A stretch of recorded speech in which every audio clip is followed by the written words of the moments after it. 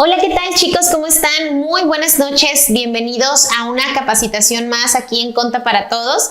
Me presento para todos los que no me conocen, mi nombre es Cristina Hernández, soy contadora pública.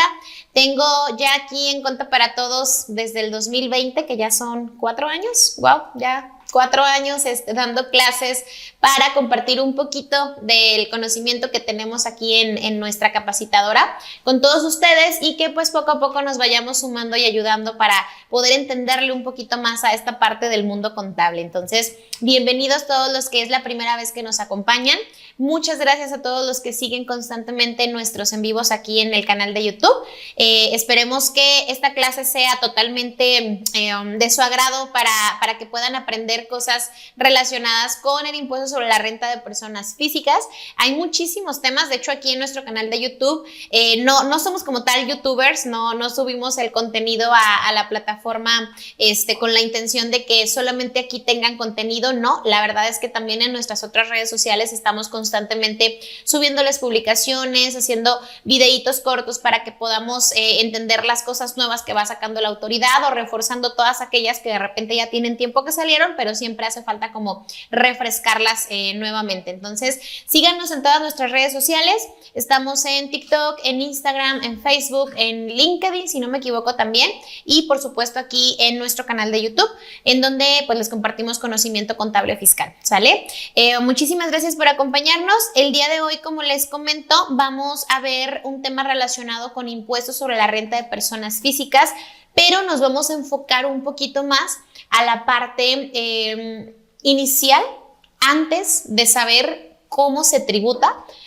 Vamos a empezar a conocer la parte de quiénes tienen que tributar. Y para ello vamos a tocar un poco de temas relacionados con tratados para evitar la doble imposición, quiénes son los sujetos obligados, desde las personas físicas residentes en nuestro país, si tienen o no una fuente de riqueza y al mismo tiempo también si generan un establecimiento permanente. Los primeros artículos de la ley del impuesto sobre la renta, que es justamente la que vamos a analizar, pero claro que vamos por partes. Como les platicaba, este es el diplomado de impuestos sobre la renta de personas físicas que vamos a dar este 2024.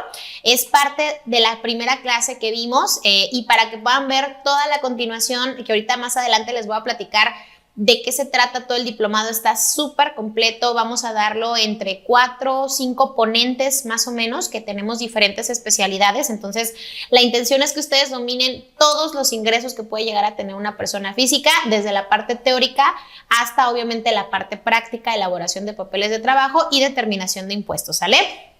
Pues bueno, ya me presenté, Cristina Hernández, y vamos a entrar específicamente al artículo número 1 de la Ley del Impuesto sobre la Renta, que para que no nos sorprenda mucho, que aquí nos dice de las personas morales y son las disposiciones generales en título segundo, pero no vamos a ver personas morales. El tema es que para poder brincar a los artículos de donde empezamos a hablar del régimen de las personas físicas, primero tenemos que entender de dónde nace la obligación, ¿sale? Sabemos que el pago de impuestos, pues bueno, viene desde la Constitución Política de los Estados Unidos Mexicanos y después se deriva en diferentes tipos de impuestos que ya bajamos un poquito a lo que son las leyes domésticas o legislación doméstica. Les voy a empezar a decir este tipo de tecnicismos para que entendamos cómo después se refiere en los tratados para evitar doble imposición, que ya hablamos a nivel internacional, a qué se refiere cada ley, ¿sale? La ley del impuesto sobre la renta en México, a nivel internacional, se le conoce como legislación doméstica, ¿sale? Interna del país. En este artículo nos dice quiénes van a ser los obligados al pago del impuesto sobre la renta. Van a ser, en este caso, los residentes en México, respecto de todos los ingresos que tengan a nivel internacional, los residentes en el extranjero, siempre y cuando tengan un establecimiento permanente en nuestro país, y los residentes en el extranjero si llegaran a tener una fuente de riqueza aquí en nuestro país. Yo creo que este artículo ya lo han escuchado anteriormente en alguna plática, en cualquier otra situación de plática común o en alguna clase que tomaron y demás. Pero nos hemos puesto a analizar específicamente qué significa residente en México, qué significa establecimiento permanente y qué significa una fuente de riqueza situada en territorio nacional.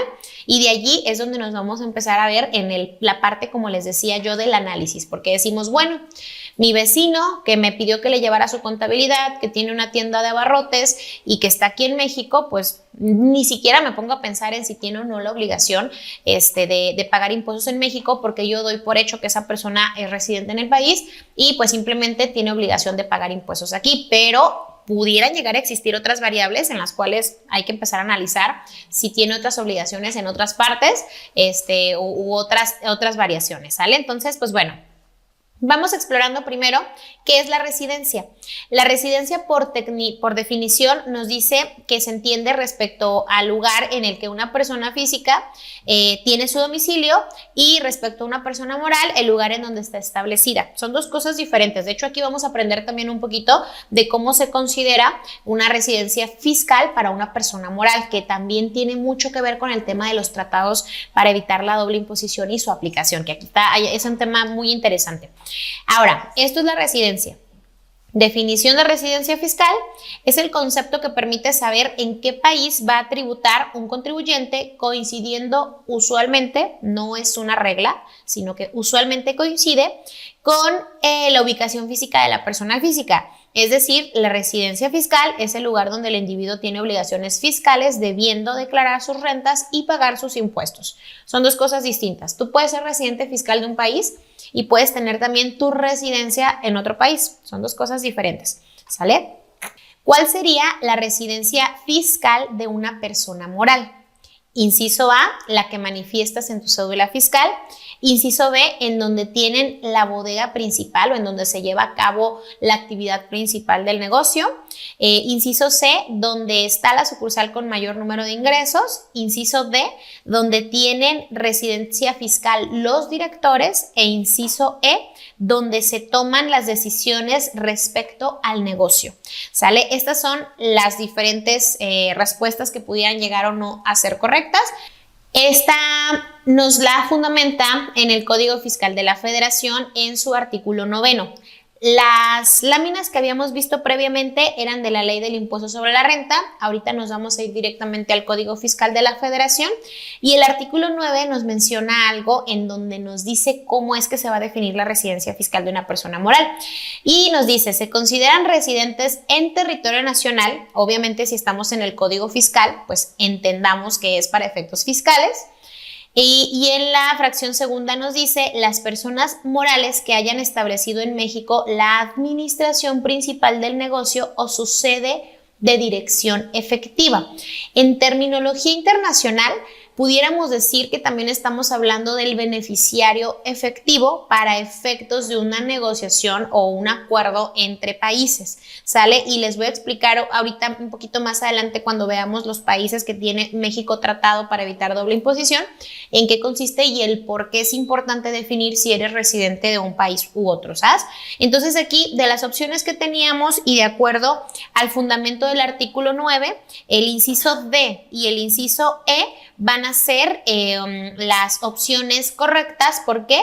Porque si nos dice el artículo 9 que va a ser en donde se ponga la administración principal del negocio o la sede de dirección efectiva, entonces las respuestas correctas serían el inciso D y el inciso E, que es donde se tiene la residencia fiscal los directores o en donde se toman las decisiones respecto al negocio. Y una cosa, chicos, es que aquí se considere que tienen residencia fiscal las personas morales que tengan estas características, y otra cosa muy diferente es que si la empresa está establecida en nuestro país y sus residentes están en otro país, no tengan obligaciones fiscales aquí. Ojo, para que no nos vayamos a confundir, ¿sale? El tema va a ser que al momento de que estas empresas quieran implementar tratados para evitar la doble imposición, no van a poder, ¿sabes? Porque para que tú puedas aplicar un tratado para evitar doble imposición, tienes que ser residente fiscal oficial, definitivo y sin ninguna duda del país en donde tú vas a aplicar el tratado. Les voy a poner un ejemplo. Estados Unidos y México. México es el único país de Latinoamérica que tiene un tratado para evitar doble imposición con Estados Unidos. Entonces, ¿qué quiere decir? Que si una empresa se constituye en nuestro país y luego tiene operaciones en el extranjero en donde también pone una sede y quiere aplicar un tratado para evitar doble imposición, puede hacerlo. ¿Por qué? Porque el tratado, la primera regla es tienes que ser residente de los estados contratantes. Cuando estamos hablando en tema de tratados internacionales, estado es el país, ¿sale? Entonces, estado contratante México, estado contratante Estados Unidos, residente fiscal mexicano, residente fiscal estadounidense. ¿Sabes? En este tema no hay ningún problema. ¿Qué sucede de repente con otros países de Latinoamérica? Vienen a México, constituyen una empresa y vamos a suponer que los dueños de la empresa en realidad no son mexicanos, son colombianos, son brasileños, son, no sé, de República Dominicana o algún otro país. Ah, no, República Dominicana creo que es de Estados Unidos, ¿verdad? ¿O es Puerto Rico? No me acuerdo, creo que uno es Puerto Rico, ¿verdad? Bueno, el caso es de que es un país que no es México, los residentes y dueños de esta empresa. Entonces, si la autoridad fiscal se da cuenta que en realidad esta empresa no tiene residencia en México, o sea, fiscal para efectos de aplicar tratado. ¿Por qué? Porque aquí nos indica el Código Fiscal que el beneficiario efectivo, las personas que toman las decisiones, en realidad no radican en nuestro país y no son mexicanos, son extranjeros. Entonces, esa empresa, para efectos fiscales en México, tiene que pagar impuestos en México. ¿Por qué? Pues porque está en México, está operando en México, tiene ganancias en México y tiene obligaciones fiscales en México. Pero el tema de quién realmente es dueño de esa empresa son colombianos, por decirlo. Entonces, México tiene tratado con Estados Unidos, pero Colombia no. Entonces, como la empresa al final termina siendo colombiana para efectos de tratados, pues no puede aplicar tratado con Estados Unidos. ¿Por qué? Porque si no, entonces es muy sencillo. Yo que quiero hacer negocios con Estados Unidos, me voy a establecer en un país en el cual hay negocio puedo aplicar tratado para con el país con el que quiero trabajar, independientemente de que mi país no lo tenga, y pues bueno, no se permite, ¿sale? Entonces aquí aprendemos un poquito también de tributación internacional y ahorita les voy a decir en qué consisten las reglas, porque desde el Código Fiscal nos las menciona y de allí pues se van derivando con el resto de las leyes, ¿vale? Ok, después de entender un poquito esto y por qué es importante, pues porque bueno, a raíz de eso, el tema, si se fijan con las personas morales, es definir en dónde están las físicas o las dueñas de la empresa, ¿sale? Entonces, por eso, aprendiendo de residencia fiscal de personas físicas, nos brincamos todavía al artículo, al Código Fiscal de la Federación y nos dice aquí cómo es que se va a determinar la residencia fiscal de una persona física. Aquí nos dice que las personas físicas que hayan establecido su casa habitación en México se consideran residentes en nuestro país. ¿Cuándo? Después de 6 meses de haber estado aquí, 180 días, ya se consideran que son residentes y allí implica a todos nuestros amigos gentrificadores que vienen aquí a nuestro país a establecer su domicilio fiscal, su domicilio o su residencia en México y están más de 6 meses en nuestro país, consecutivos o no, ¿sale? Hay que tener en cuenta esto. Si tú en un ejercicio fiscal de 12 meses estás más de 6 meses en diferentes periodos, te consideras ya residente para efectos fiscales, ¿vale? Para que lo tengamos muy en cuenta.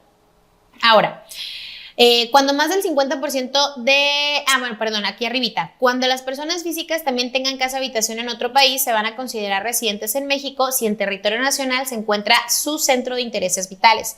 Puede pasar, por supuesto. Imagínate que tu vecino que tiene la tienda también tiene una tienda en Estados Unidos o una casa en Estados Unidos, y pues eso es su propiedad. En esa casa no la renta, o sea, no es un centro de negocios, es una casa que se pudiera confundir también con la casa de aquí porque pues el amigo va mucho para allá, y pues quiere no llegar a hoteles, no llegar a Airbnb, compró una propiedad, le fue bien y allá está. Entonces, esta persona tiene casa habitación en 2 países. ¿Sale?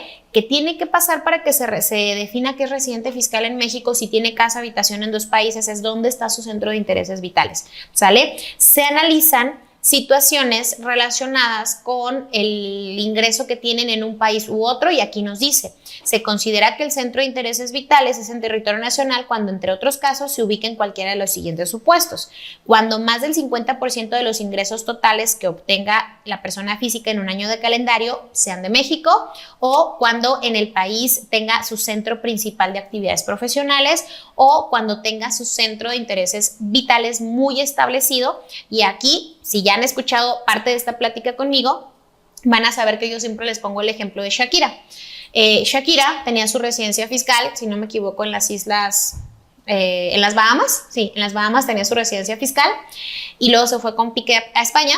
Entonces llega a España, lo conoce, pues empieza a salir con él, luego pues la historia ya se la saben, tuvieron hijos, luego le engañó y todo un desastre, ¿no? Pero el caso es que ella tenía su centro de intereses vitales en España. ¿Por qué? Porque allá estaba en el club, allá iba a que le arreglan el cabello, allá pues asistía a ciertos eventos escolares, incluso allá tuvo a sus hijos y previo a ello, de todas formas, ya pasaba mucho tiempo allá. Entonces, la razón por la cual ella tuvo este problema de doble tributación y por lo cual el Estado español la demandó fue porque ella decía que no era residente española, que ella era residente de las Bahamas y que todavía no era residente español, por eso en España no le había enterado todos sus ingresos. ¿Sabes? Porque cuando tú eres residente de un país, y me voy a regresar nada más rapidísimo a la lámina número 1 para que lo volvamos a leer detenidamente, incluso en México aplica igual. Los residentes en México, respecto de todos sus ingresos, cualquiera que sea la ubicación de la fuente de riqueza de donde procedan. Entonces, ¿qué sucedió con Shakira? Que Shakira obviamente tiene regalías a nivel internacional. ¿Y qué pasó? Que ella las declaró total en Bahamas, porque en Bahamas tenía su residencia fiscal. Entonces dijo España, ella ya era mi residente. ¿Por qué? Porque aquí estaba su centro de intereses vitales, aquí asistía al gimnasio, aquí iba a que le pintaran el cabello, aquí hacía toda su vida cotidiana, entonces no me avisó que ya era residente de aquí, entonces ella solo me pagó impuestos por los ingresos de fuente de riqueza español y yo necesito que me pague por todos los ingresos que recibió a nivel internacional, ¿sale? Entonces aquí es donde entra el tema de por qué la residencia fiscal de una persona física es tan importante para el fisco, a nivel donde sea. ¿Sale? Y Estados Unidos no tanto, pero más adelante les platico el por qué. Entonces queda claro que cuando tú eres residente fiscal de un país, tienes que pagarle impuestos a ese país de todos los ingresos que recibes en el mundo. Pero si no eres residente y solamente tienes una fuente de riqueza o un establecimiento permanente en ese país, solo le pagas por esa partecita, ¿va? Entonces, pues bueno, dicho esto y entendiendo la parte de cómo se determina la residencia fiscal, hay otro punto importante que es, oye, ¿qué pasa si yo dejo de ser residente fiscal en México? Hay algunos puntos que tenemos que cubrir, ¿sale? Aquí nos dice, si tú no le dices a México que vas a dejar de ser residente de México y no acreditas tu nueva residencia fiscal, entonces vas a ser residente de ambos países. Oye, ¿y eso en qué me afecta? Muy sencillo. Si tú generas ingresos en otro país y no le avisaste a México que dejaste de ser su residente, entonces pagas impuestos allá y también tienes la obligación de pagar impuestos acá, doble, ¿sale? ¿Por qué? Pues porque nunca avisaste que tenías ingresos en otro país y también aquí. Entonces es un tema nada más de, oye, pues ¿cómo me afecta? ¿Por qué? Porque si te vas a un país en el que México tiene un acuerdo para intercambio libre de información fiscal, pues no te sorprenda que al rato el fisco americano, que diario se me olvida cómo se llama, si alguien lo tiene por allí que me lo ponga, pero son unas siglas para IRS o algo así, no me acuerdo, pero es un tema relacionado a ISR, pero no es ISR, es como al revés, y es el fisco americano, tiene un acuerdo para intercambio de información con México, entonces el fisco americano te puede mandar un requerimiento por parte del fisco mexicano en el cual te diga, oye, pues estás ganando allá, ya me di cuenta, págame también acá. Oye, pero ya no vivo allá desde hace no sé cuánto, nunca me avisaste. Entonces tienes obligación fiscal en ambos países porque eres residente americano y también residente fiscal mexicano, ¿sale? ¿Cuándo tienes que presentar este aviso? Tienes que presentar este aviso 15 días antes de irte del país, ¿sale? Entonces, si tú presentas tu aviso 15 días antes de irte del país, pues simplemente se da el tema, no hay ningún problema, se palomita y te vas. ¿Cuándo se da el cambio de residencia fiscal automática? Cuando tú te vas a un país en donde México tiene un acuerdo para intercambio libre de información, normalmente a cualquier país que no sea un paraíso fiscal. ¿Cómo se considera un país de régimen fiscal preferente o paraíso fiscal? Cuando las tasas de impuestos sobre la renta son muy pequeñitas en comparación con la tasa de impuestos sobre la renta en México. Si es el caso, entonces tú vas a seguir considerando que eres residente fiscal en México, aunque hayas manifestado que te fuiste a otro país. Vuelvo a lo mismo. Oye, ¿y en qué me afecta? Que vas a tener que seguir enterándole impuestos al fisco mexicano por los ingresos que recibas allá. ¿Por qué se da esto? Imagínate que tú eres un inversionista, acabas de hacer la jugada de tu vida, moviste 2, 3 piezas y vas a empezar a recibir ingresos muy fuertes. Y de repente es como que, oye, la opción que te doy como asesora fiscal es cámbiate a, ¿cómo se llama el país de España? Que diría, se me olvida el nombre y siempre lo menciono, tú te vas a acordar, Alexis. El país español, ¿cómo? Andorra. Andorra, el país español, europeo, perdón, que está cerquita de España, país español, el país europeo que está cerquita de España, Andorra, que es un país pequeñito en donde las tasas de impuesto sobre la renta son muy pequeñitas y entonces es como que, ok, pues tengo los recursos suficientes, me va a ir súper bien, me van a empezar a pagar, y allá voy a pagar un impuesto sobre la renta mucho más chiquito. ¿Sabes qué, México? Bye, ya me voy y me voy a Andorra, ¿sale? Y el mes siguiente empiezas a recibir ingresos muy altos.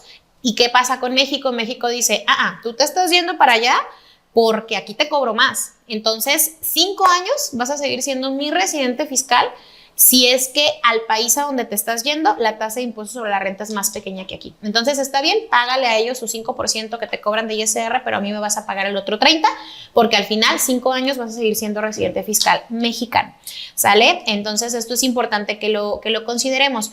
Oye, ¿y qué pasa? No avisé, ya tengo no sé cuántos años fuera del país y no he avisado. Sigue siendo residente fiscal en México. ¿Cuándo dejas de hacerlo? En el momento que avises, ¿sale? Esto es muy, muy, muy, muy importante. Porque como les digo, una cosa es la residencia de la persona y otra cosa es la residencia fiscal. Entonces, en esta lámina nosotros podemos ver que para efectos de la ley mexicana se considera que tú tienes un país en donde hay un régimen fiscal preferente si el impuesto sobre la renta es inferior al 75% del impuesto que se causaría y se pagaría en México. ¿Sale? ¿Esto a qué se refiere? Pues bueno, aquí es el 35%. Si tú te vas a un país en el cual el impuesto sobre la renta es inferior a un 75%, pues entonces vas a tener un régimen fiscal preferente y vas a estar tributando en los dos países durante 5 años siguientes, ¿vale? También hay otro tema importante en el cual dices, ok, es que el país al que me estoy yendo, la tasa del impuesto sobre la renta es del 30% para físicas, no del 35%. A simple vista dices, pues no es más chiquita, o sea, es un porcentaje más pequeño, pero no tanto. ¿Qué sucede en estos casos? Hay ocasiones en las cuales los países hacen legislaciones internas en las cuales hacen como campañas para captar inversión extranjera, para repatriar capitales, para hacer como 2, 3 movimientos cuando el país necesita que vengan a invertir en él, y es como que, ok, sí, mi tasa es del 30%, pero si vienes en este año, contratas 10 personas y estás aquí por lo menos 3 años, te voy a condonar el 90% de los impuestos que generes durante los primeros 3, 4 años. Es una campaña del gobierno del país en cuestión que con esas facilidades está disminuyendo el impuesto sobre la renta a más del 75%. Entonces aquí también entraría como un régimen fiscal preferente o el famoso paraíso fiscal, y entonces seguiría siendo residente de ambos países, de México y del país al que te estás yendo, ¿va? Lo de dejar de ser residente en México se entiende que es de manera permanente, pero podría ser, por ejemplo, 30 años, me voy y regreso. Residente fiscal, es que el residente permanente es una figura legal de estadía, pero el fiscal es diferente. O sea, si tú eres residente fiscal es para efectos de pagar impuestos, ¿sale? Tú puedes ser residente americano, pero ser residente fiscal mexicano. ¿Por qué? Pues porque nunca le avisaste, ¿sale? Entonces, aquí este es el tema, que en cuanto hablamos de la residencia, y ojo, aquí es un tema también interesante que creo que va acorde con lo que nos pregunta ahorita Joshua.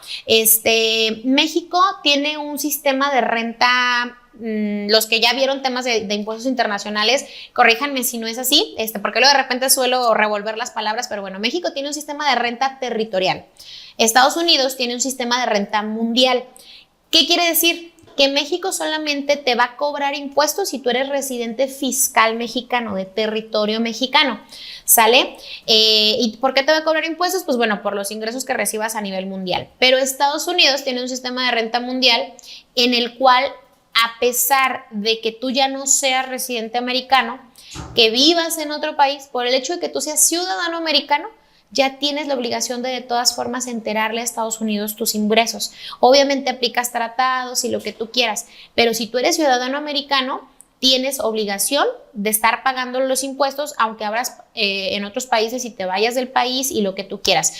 Obviamente me imagino que hay a partir de ciertos montos y demás, pero por eso de repente es tan demandante el hecho de que, por ejemplo, ciertos son ciudadanos americanos que tienen empresas súper exitosas a nivel internacional, aunque vivan en donde vivan, de todas formas siguen tributando en Estados Unidos por el hecho de haber sido americanos. Sale cosa que no pasa con México y con el resto de los países. Creo que hay otro país aparte de México, de Estados Unidos, perdón, que también funciona igual.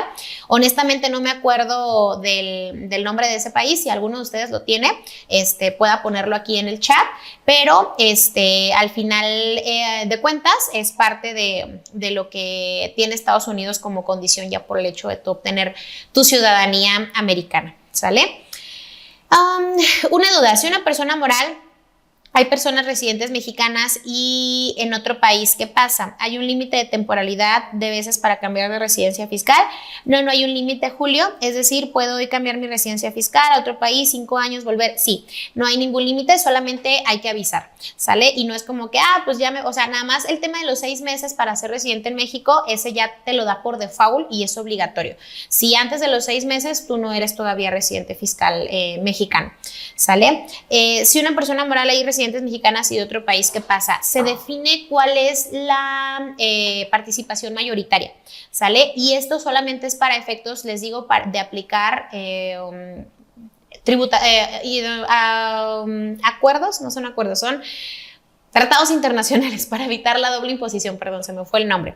Esto es en lo que lo afecta, porque al final, si la empresa es mexicana y tiene socios extranjeros, paga impuestos en México. Pero si la empresa hace negocios con Estados Unidos y quiere aplicar tratado, allí es donde sí se tiene que definir el tema de cómo funciona la residencia de la empresa. ¿Sale? Fuente de riqueza es un poquito más sencillo, porque al final de cuentas, tal cual así nos lo pone la definición, debemos entender el lugar en donde se producen los hechos generados de los tributos, es decir, el sitio en donde el sujeto pasivo percibe el ingreso, rendimiento o utilidad grabados por la ley tributaria o donde derivan tales percepciones. Simplemente si es en territorio mexicano, pues se sobreentiende que es una fuente de riqueza en territorio mexicano. Oye, la persona que tiene esa fuente de riqueza es extranjero, ¿me va a pagar impuestos también por los ingresos que reciba en otro país? De acuerdo a lo que aprendimos ya de residencia fiscal, no tiene la obligación de pagar impuestos, ¿sale? Aquí les pongo algunos ejemplos. Si en territorio nacional se tiene un lugar de negocios o para la prestación de servicios, si a través de una persona se ejercen poderes para celebrar contratos tendientes a la realización de actividades en otro país, cuando el servicio se presta en nuestro país, cuando hay un uso o goce temporal de bienes inmuebles y estos se encuentran dentro de nuestro país. Entonces son cosas como muy específicas. Aquí no hay tanto pierde por el tema de la fuente de riqueza. Se confunden más en el establecimiento permanente y en el tema de la residencia, ¿sale? Aquí son solamente ejemplos, se los voy a poner para que puedan estudiarlos, porque seguramente van a poder empatarlos con alguna situación que puedan llegar a tener, ¿vale? Avancemos entonces con el tema del establecimiento permanente. De acuerdo al artículo 2 de la Ley del Impuesto sobre la Renta, se considera establecimiento permanente cualquier lugar de negocios en el que se desarrollen actividades empresariales o se presten servicios personales independientes. Esta partecita que está como más resaltada en el texto es la clave para saber si algo es o no establecimiento permanente. De hecho, establecimiento permanente tiene un análisis de horas, o sea, aquí nos podríamos llevar 5 clases de estas para solamente analizar la parte del establecimiento, porque hay muchísimos factores para poder en algún momento cuestionarnos si realmente es o no establecimiento permanente, pero aquí no nos vamos a ir tan a profundidad porque la idea es conocer el contexto de la forma de pagar impuestos en nuestro país para ahora sí ya acotarnos a lo que es nuestras clases del diplomado que tenemos programadas. Entonces aquí solamente vamos a ponerlo de manera general. Si tú tienes un lugar físico en nuestro país, porque es un establecimiento aquí en México, lo estás rentando, te lo prestaron, lo que tú quieras, es tuyo, y lo usas únicamente para efectos de guardar cosas, de visitarlo de vez en cuando, lo que tú quieras, y no generas ningún tipo de actividad económica, aunque tú seas extranjero y tengas esta propiedad aquí, no vas a generar un establecimiento permanente, no vas a tener que pagarle impuestos a México, ¿sale? Solamente pues si fuera un local a tu nombre o un inmueble a tu nombre y lo tienes solamente allí pues como por gusto, pues son los impuestos locales, pero esos ya son como que el predial y demás, que no implican ningún tema de impuestos federales, pero al final de cuentas no vas a tener la obligación de pagar impuestos. ¿Por qué? Porque no estás generando una actividad económica. ¿Qué sucede si de repente ese inmueble lo empiezas a rentar? te vas por fuente de riqueza. ¿Qué sucede si es inmueble? Después empiezas a cobrar una cuota por pasar a visitarlo porque pues está súper precioso y ya lo tienes ahí exhibido y pues quieres cobrar 5 pesos para que la gente entre. Empiezas a generar un ingreso por una fuente de un establecimiento permanente en nuestro país y entonces allí ya pagas impuestos, aunque tú vivas en donde tú quieras, ¿sale? Entonces, estos son como un poquito más sencillos, sí y no, siempre y cuando lo analicemos desde varios puntos de vista, ¿vale? Entonces, aquí también lo mismo, les pongo una serie de puntos en los cuales pueden ustedes irlos revisando poco a poco con la intención de que podamos reforzar un poquito más lo que es el establecimiento, pero al final de cuentas es un centro de negocios que genera ingresos, ¿sale? Acuérdense que la obligación de pagar impuestos de una persona física empieza desde 1 centavo. La tabla tal cual es 1 centavo y entonces que no nos quede duda que si recibes menos de 15,000, claro que tienes obligación de pagar impuestos siempre y cuando eso sea un ingreso por una actividad económica. ¿Por qué? Porque desde 1 centavo ya te genera la obligación del pago de impuestos. ¿Qué es lo que va a reforzar lo que acabamos de ver ahorita y por qué les digo que es importante este análisis para poder empezar a analizar la parte de los ingresos de una persona física en general? Pues bueno, una vez que nosotros definimos qué persona física sí tiene obligación de pagar impuestos, en dónde y por qué y qué es lo que puede aplicar si es que está teniendo ingresos en otros países, pues bueno, ya podemos dar el paso 1, que es ahora sí empezar a analizar los diferentes regímenes que existen, el tipo de ingreso, las obligaciones que tiene cada uno, al cual sí puede estar en un régimen dependiendo de su residencia fiscal, entre otras cosas. Entonces aquí es importante que terminemos de cerrar el circulito del tema de los extranjeros, nacionales y demás con los tratados internacionales. No es una clase de tributación internacional, me encantaría darles una clase de tributación internacional, pero todavía me falta mucho estudio también a mí en este tema, que me encantó, pero pues tiene muchísimos temas. Aquí yo les voy a traer el resumen de lo que en su momento yo tomé con un diplomado también de tributación internacional y es un resumen pequeñito, o sea, no es un resumen de todas las clases porque fue bastante largo y muy padre, pero aprendimos un poquito de cómo es que funciona el tema de los tratados, ¿sale? En el artículo 4 de la Ley del Impuesto sobre la Renta nos dice que los beneficios de los tratados para evitar doble tributación solo serán aplicables a los contribuyentes que acrediten ser residentes del país de que se trate y cumplan las disposiciones del propio tratado y de las demás disposiciones en el procedimiento contenidos en esta ley, ¿sale? Por eso les decía que el tema de que una persona moral sea o no residente fiscal mexicano por con quién está constituida es importantísimo. ¿Por qué? Porque esa empresa no va a tener problemas mientras de que sus negocios solamente los lleve a cabo en el país en el que está. En el momento que empiece a tener operaciones con otros países, entonces allí sí es bien importante que se determine quién es, de dónde es residente fiscal esa empresa de acuerdo a los accionistas. ¿Por qué? Porque si no defines que esa empresa es mexicana por residencia, por lo que tú quieras, no vas a poder aplicar, por ejemplo, tratados con todos los países con los que México tiene convenio para evitar la doble imposición, ¿sale? Entonces, esto quiere decir que si tú pagas impuestos aquí y pagas impuestos allá y esa empresa no tiene tratado con el país original, porque en los tratados internacionales se busca el beneficiario efectivo, así se le llama al dueño real de la empresa. Después de toda la estructura de creación de empresas se ve quién es el dueño original. Si ese dueño original es de México, va para adelante, si no, te cortan. Y México, ni Estados Unidos, ni España, ni ningún país del mundo te va a reconocer el impuesto sobre la renta que pagaste aquí y que pagaste allá y vas a pagar doble. Entonces, ese es el castigo, por decir de alguna manera, si no acreditas la residencia.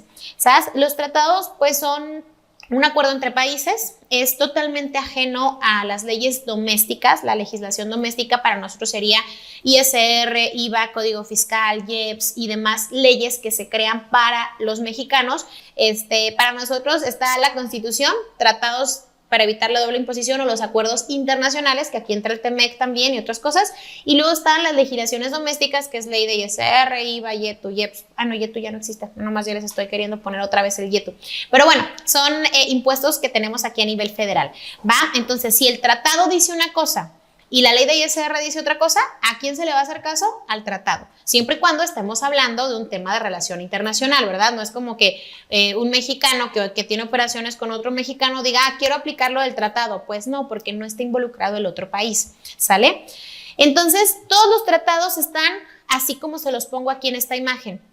En el capítulo 1 hablan de las personas y los impuestos que se comprenden, que para conocimiento de todos, un tratado solo te reconoce impuestos sobre la renta, ¿sale? Entonces no puedes aplicar el IVA, por eso el IVA en el extranjero no existe. Bueno, me refiero a que si tú le vendes un servicio a un extranjero, no le vas a cobrar el IVA, porque el IVA no lo puede aplicar. Allá hay otras tarifas. Todos los países tienen su IVA, pero el IVA es local, al consumo, y no se puede aplicar en tratados internacionales.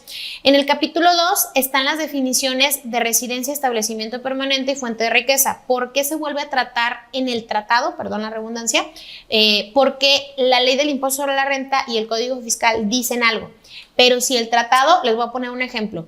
México en la ley de ISR o en el código dice que tienes que estar 6 meses aquí para que se considere que eres residente fiscal mexicano.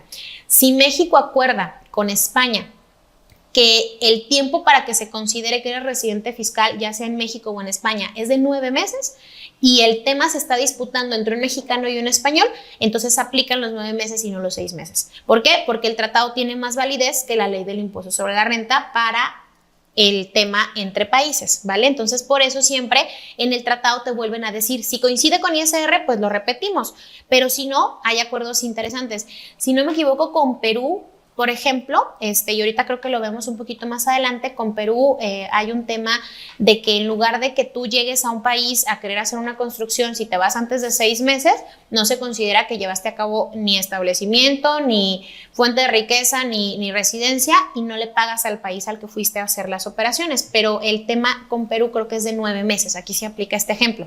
Si no es con Perú, sí, creo que sí es con Perú, de que vas y hasta que pasen 9 meses, o sea, si te vas antes de los 9 meses, entonces se considera que no hiciste ni residencia, ni fuente de riqueza, ni nada, ¿sale? Y aquí les puedo poner el ejemplo de España.